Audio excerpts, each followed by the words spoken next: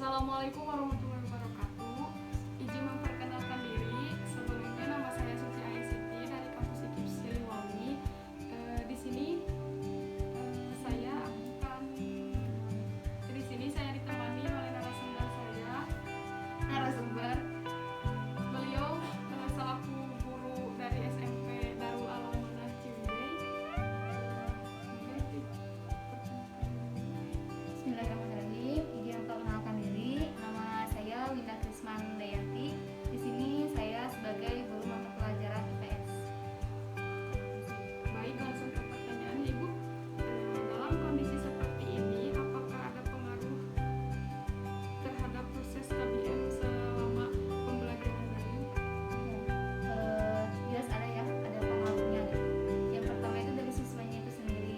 Jadi selama proses pembelajaran daring, para siswa itu ditekankan untuk belajar mandiri, Sedangkan untuk di usia sekolah menengah gitu ya, dari kan awalnya dari SD gitu ya, dari SD ke menengah masih belum bisa menyesuaikan kedudukan dia.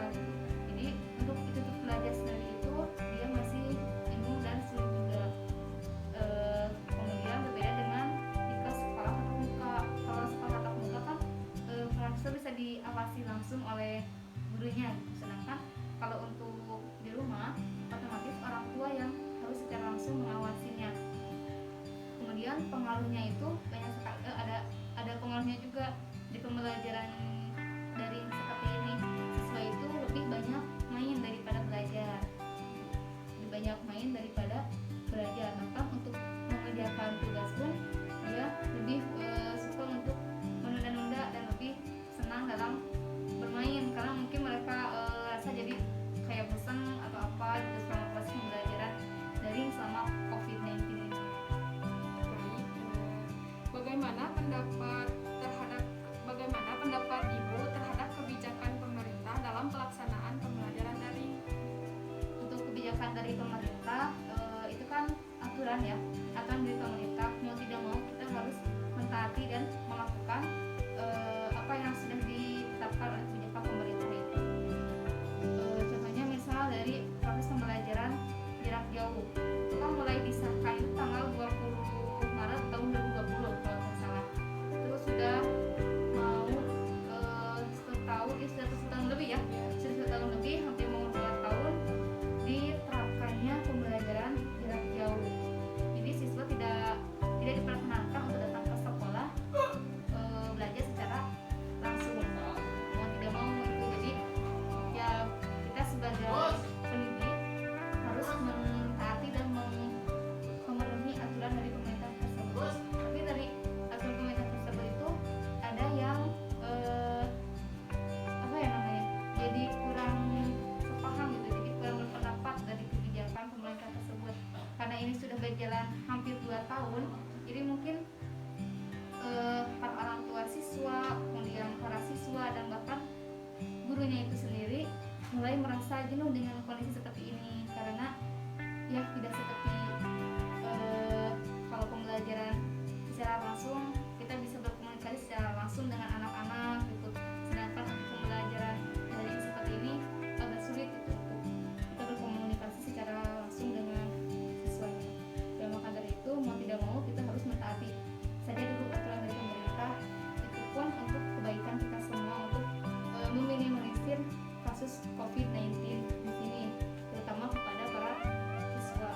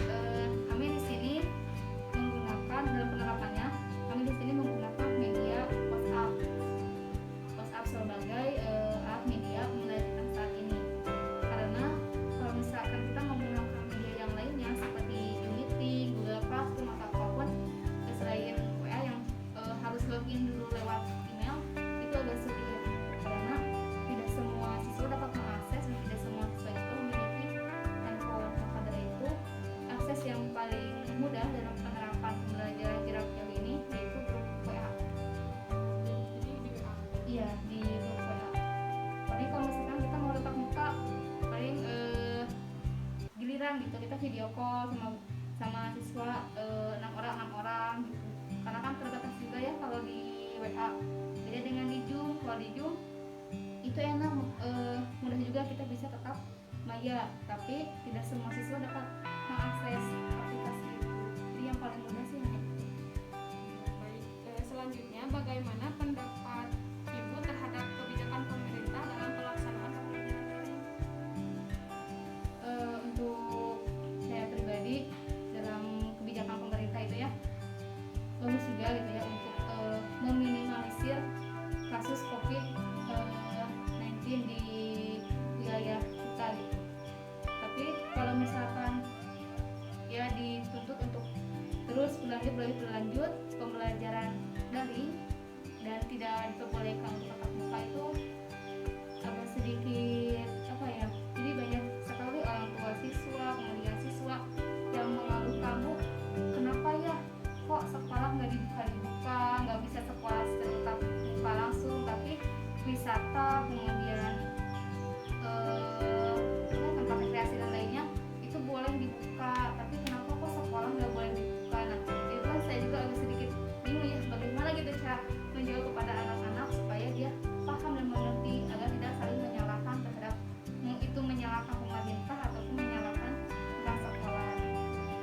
Ya intinya sih kita harus sabar, yaudah kita sabar dulu aja, kita belajar di rumah dulu aja, yang penting kita terus belajar, jangan sampai gara-gara COVID-19 kita tidak bisa belajar. Kita aturi saja pemerintah, aturan pemerintah ini seperti ini supaya kita semua juga sehat dan dijauhkan dari segala penyakit. Itu kan mungkin ada sisi baiknya juga, pemerintah juga untuk tidak sekolah di untuk tidak belajar tatap muka, takutnya ada saling menyentuh atau apa gitu ya. Nah, bagaimana harapan Ibu untuk kedepannya dalam proses pembelajaran daring dalam mengajar? Harapan saya dan rekan-rekan semua, harapannya sih sudah saja gitu ya, jangan terus diperpanjang, jangan terus ini, kita coba dulu lah sedikit-sedikit untuk ya tidak tatap muka secara langsung banyak juga, tapi sedikit-sedikit lah kita menyesuaikan dulu.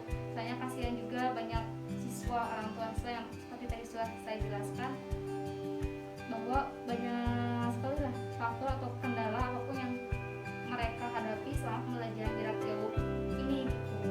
Karena tidak setiap siswa itu memiliki handphone kan, tidak setiap siswa memiliki handphone, tidak setiap orang tua siswa baik dalam perekonomiannya, dia banyak sekali kendala. Jadi harapan saya dan rekan-rekan semua, harapannya semoga ini semua cepat berlalu, COVID-19 semoga segera hilang dari dunia ini dan digantikan oleh kesehatan kembali oleh Allah Subhanahu wa Ta'ala. Tentunya ada ya, karena pembelajaran dilaksanakan secara daring sehingga kegiatan belajar mengajar disesuaikan dengan kondisi sekarang. Adanya penyesuaian kurikulum, waktu belajar, sarana prasarana, dan lain sebagainya. Contoh kecil seperti tatap muka berubah menjadi tatap maya, jumlah jam belajar dikurangi, kemudian adanya kelonggaran waktu belajar, dan pengumpulan tugas. Namun tetap dalam koridor yang jelas dan disiplin yang dapat dipertanggungjawabkan. Kemudian selain itu lebih banyak menggunakan media pembelajaran seperti konten video misalnya, dan yang pasti guru dituntut untuk lebih dapat berinovasi dan kreatif dalam menyajikan sebuah pembelajaran. Hal ini dilakukan untuk menghindari kejenuhan dari peserta didik dalam proses pembelajaran secara daring.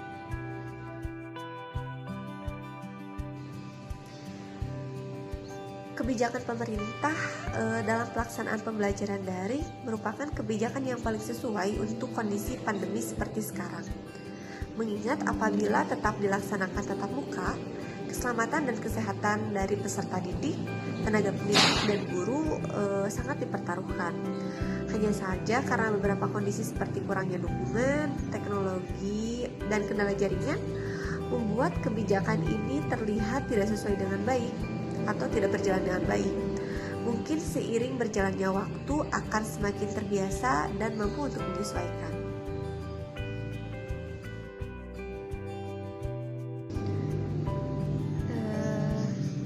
Disiplin dalam pembelajaran tetap dilaksanakan meskipun pembelajaran dilaksanakan secara daring. Mulai waktu belajar sesuai dengan waktu yang telah disepakati. Proses pembelajaran pun dimulai dengan menyapa siswa melalui grup WhatsApp, dilanjutkan dengan mengabsen siswa. Kemudian penyampaian tujuan dari pembelajaran yang akan diberikan, dan siswa diarahkan untuk membuka materi di media pembelajaran yang telah disiapkan. Sambil saya melakukan monitoring, setelah itu penjelasan untuk hal-hal yang kurang dipahami oleh siswa dilaksanakan tatap maya via Zoom atau Google Meet. Dan terakhir, siswa membuat umpan balik atas penjelasan dari yang telah dilaksanakan.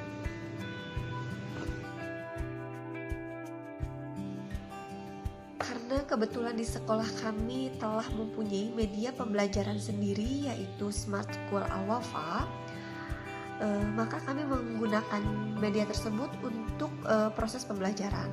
Selain itu, media pembelajaran lain seperti Google Meet, Zoom, grup WhatsApp, kami juga menggunakan media tersebut untuk proses pembelajaran.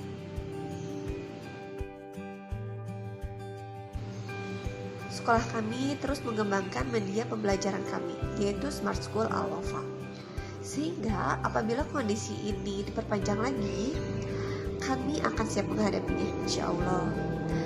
Namun saya pribadi pun berharap semoga kondisi ini cepat membaik, karena meskipun pembelajaran dapat tersampaikan secara daring melalui media yang ada, tapi tetap ikatan emosional antara guru dan peserta didik kurang dapat terjalin secara maksimal apabila pembelajaran dilaksanakan secara daring.